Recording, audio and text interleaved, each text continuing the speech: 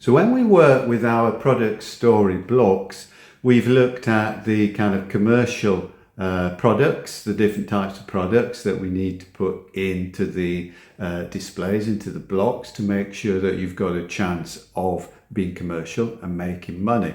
And then we move on to visual merchandising, how you present that to the customer.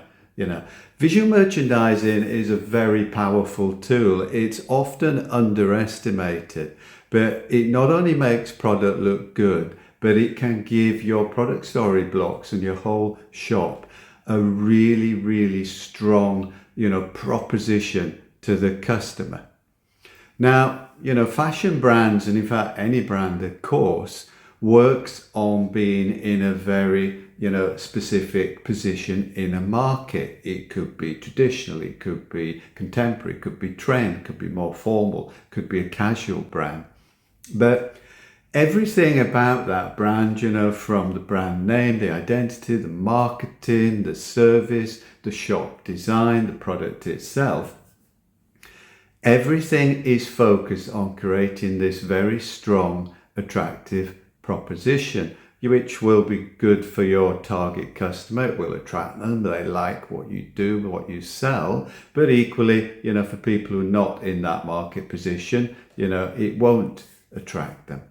And visual merchandising and product story blocks, how you display the product, are very, very important within a shop for giving the correct, or in fact not the correct, perception to the customer of who you are as a brand, what you sell, what your price position is.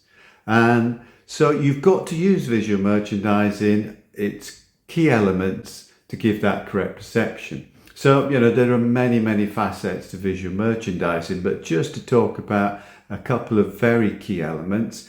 One is the types of display mechanics that you use and how you mix them together. So, folded product, hanging product, which can be frontally hanging or laterally hanging. They give a different perception to the customer. A display which has a lot of frontal hanging or exclusively is frontal can give a more casual perception, and also it can give a more base product a lower price perception. Whereas product which is hanging laterally, particularly on one level, that can give a higher price perception and something a little bit more sophisticated, something more fashion.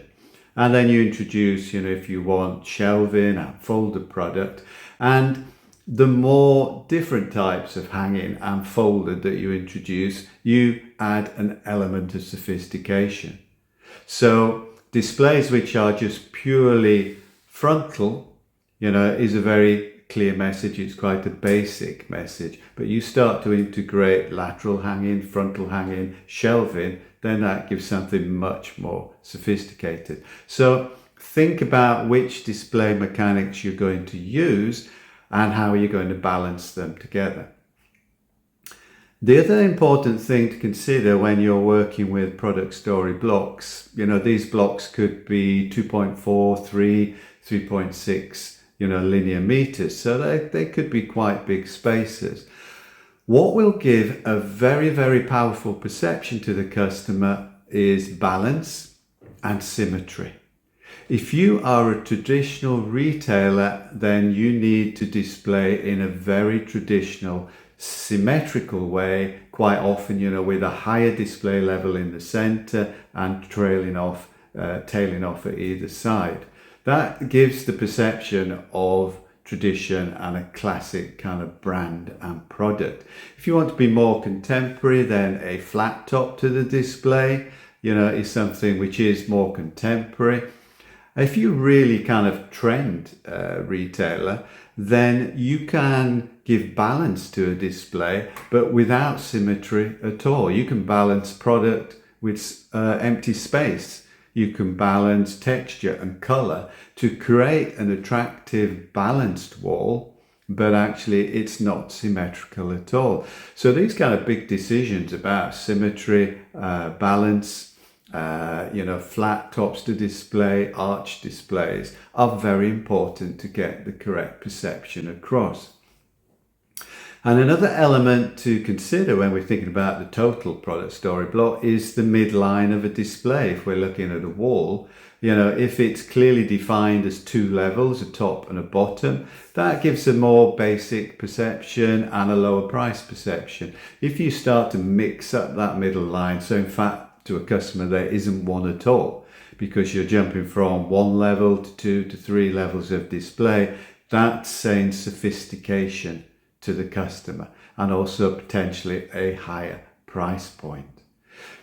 So the place to begin with visual merchandising, and when we're working with these product story blocks, is what is the perception that we want to give to the customer when they come into our shops and they look at our displays. Are we more traditional? Are we contemporary? Are we more trend? Are we more casual, or are we more formal? And of course, any retailer can be casual in one part of the store and formal in another. But also, are we a higher price point? Are we a lower price point? Are we a fashion brand? Are we a basic product brand? So all of these are very important perceptions that you must get right, because this will attract your core customer into your shop to buy.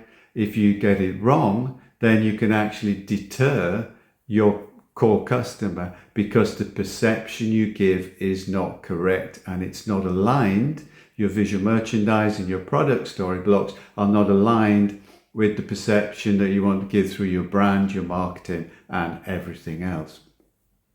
So visual merchandising is this very powerful tool. When it's used in product story blocks, it has to be used in the right way, so you absolutely give the correct perception of your brand proposition to the customer.